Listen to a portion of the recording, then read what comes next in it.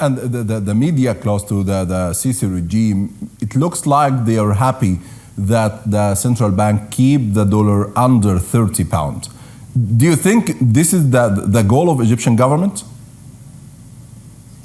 Well, they're frightened of one of the symbolic impact of the dramatic decline in the value of the pound. This has always been Egypt's leaders since Nasser have taken the relative exchange rates between the pound and foreign currencies, most importantly the dollar, as a measure of the performance of their regimes. And so they have all been very reticent to allow the pound to freely float against foreign currencies.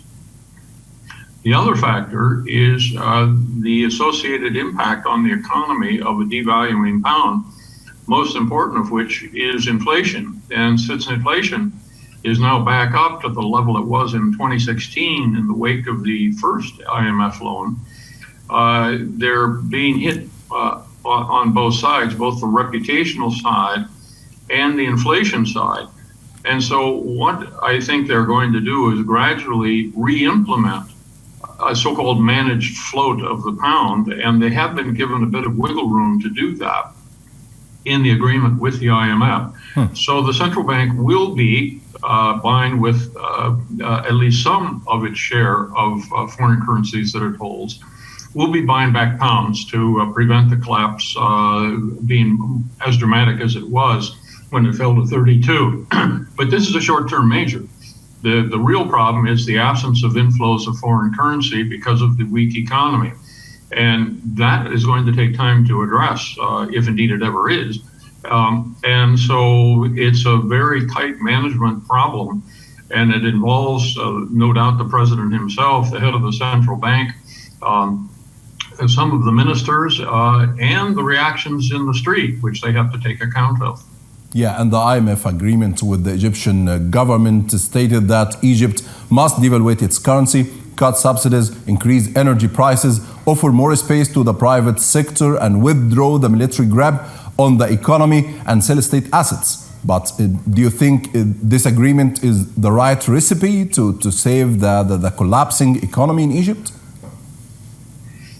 Well, all of these steps ultimately are necessary. Whether they can be implemented simultaneously without dramatic negative consequences remains to be seen. And in any case, there are other measures that are important as well, which are not in the IMF agreement. And chief among them is that the development model that the current government is following, and which previous governments followed in greater or lesser measure, has not worked. And that's clear from the crises that we're about at the present time. Egypt, and meaning in every case its president, has failed to articulate a coherent economic development strategy that not only the country could get behind, but the region and the world. And so there is yet to be, out of all of these agreements, and the publication, for example, of the state ownership policy just at the very end of 2022, none of these really articulate what the strategy is going to be. So the actual strategy, judging by expenditures, is the government of the present government is to invest heavily in physical infrastructure based on the assumption that if you build roads and overpasses and new cities and so on, all of this will then stimulate economic activity, which it does do, but basically only in the construction phase of that. And so the GDP of Egypt has consistently the last 2-3 years been about 5%, which is quite good by global standards. But in reality, it's simply a reflection of the infusion of a large amount of public capital into construction projects. Now, the question is, are these construction projects going to then overcome the economic deficiencies that are there?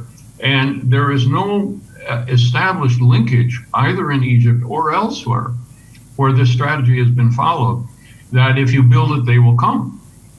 You can build it, and it never pays itself off. And that's likely going to be the case with much of the infrastructure that has been built in the last 3 years. So absent an economic model that integrates the different factors of production and gives relative weightings to agriculture, manufacturing, service, and then the subsectors of those parts of the economy, you don't know what you're doing. And so it's a project by project management of the economy, not a program managed economy. And so this has not been addressed in the IMF agreement. It's not addressed in the state ownership policy. And indeed, it's not even discussed because it's not allowed to be discussed by the government.